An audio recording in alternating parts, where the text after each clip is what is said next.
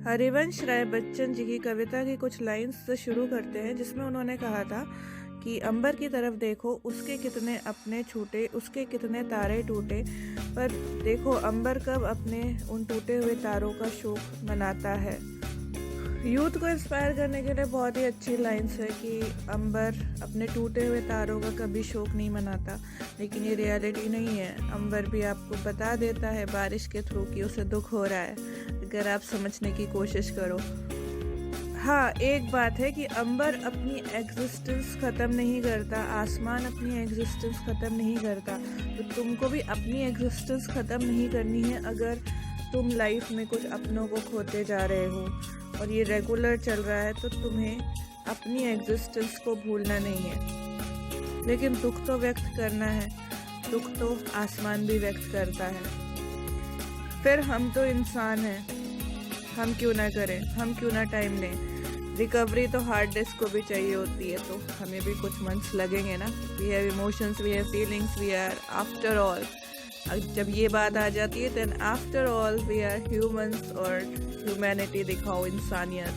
तो अब आपकी सारी फीलिंग्स बिल्कुल हाई हो जाती है, क्योंकि तुम इमोशनली अटैच होते हो उस शख्स से, और तुम्हारा बनता भी है दुख व्यक्त करना, रोना, उसको याद करना। और आफ्टर ऑल हम मशीन्स नहीं हैं। और मशीन्स की मैं बात करूँ ना, मशीन्स को भी रिकवरी चाहिए होती है, मैंने ऑलरेडी ये चीज़ बोली है। फिर हम तो इंसान हैं, हम तो प्रॉपर टाइम लेंगे ऑब्वियसली।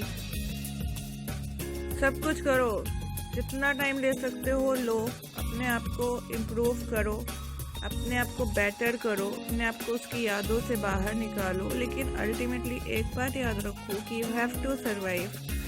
मतलब सुसाइड वाले रास्ते पे नहीं जाना है अपन को, बिकॉज दैट इज फुलिशनेस। ठीक है, सबकी लाइफ में एक फेज आता है जहाँ पे वो दुखी होते हैं, जहाँ पे उन्हें समझ में नहीं आता क्या करें, जहाँ पे आपकी नौकरी, आपका स्टेटस, आपकी फैमिली, सब कुछ एकदम ज़ीरो होता है और डिसाइड आप ही को करना होता है। तुम अलोन होते हो, तुम्हारे पास कोई नहीं होता, तुम्हारा कोई अपना चला गया है इस दुनिया से, और उसकी कमी को तुम रिकवर करने की कोशिश करते हो, बट टाइम लगता है, बहुत टाइम, बहुत ज़्यादा टाइम। तुम टूट जाते हो, बिखर जाते हो, कई बार तुम होश में भी नहीं रहते हो और कोमा में चले जाते हो।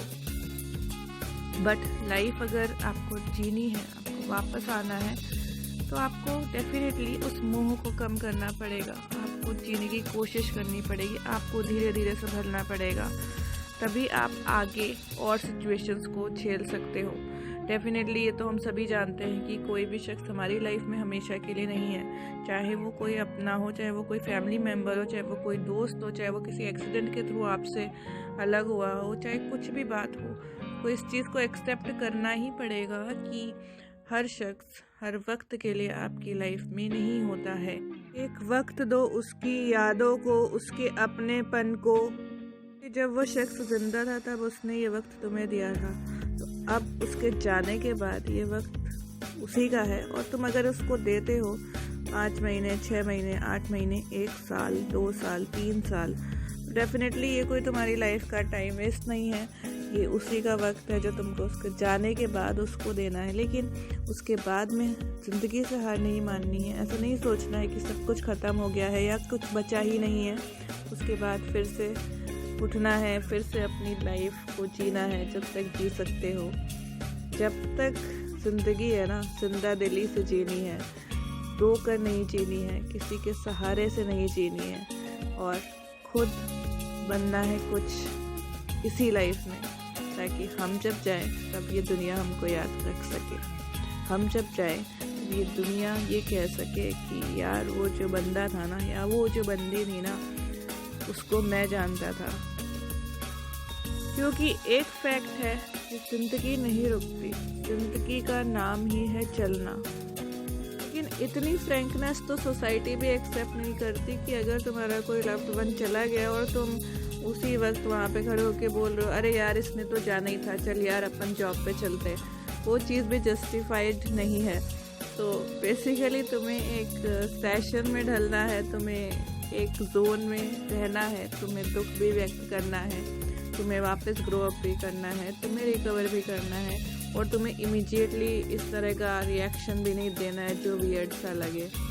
तो सब कुछ बैलेंस्ड वे में करना है। इसी को कहते हैं बैलेंस्ड माइंड, बैलेंस्ड वर्किंग, जो एक ज़िंदगी के लिए बहुत ज़रूरी है। तो वही करना है, अच्छे से रहना है, उसके जाने के बाद भी सरवाइव करना है और दिल से इस ज़िंदगी को जीना है, नए लोगों से मिलना है, नए लोगों को अपनी लाइफ में जगह देनी है और बस इसी तरह से ग्रो करते जाना है आगे की तरफ।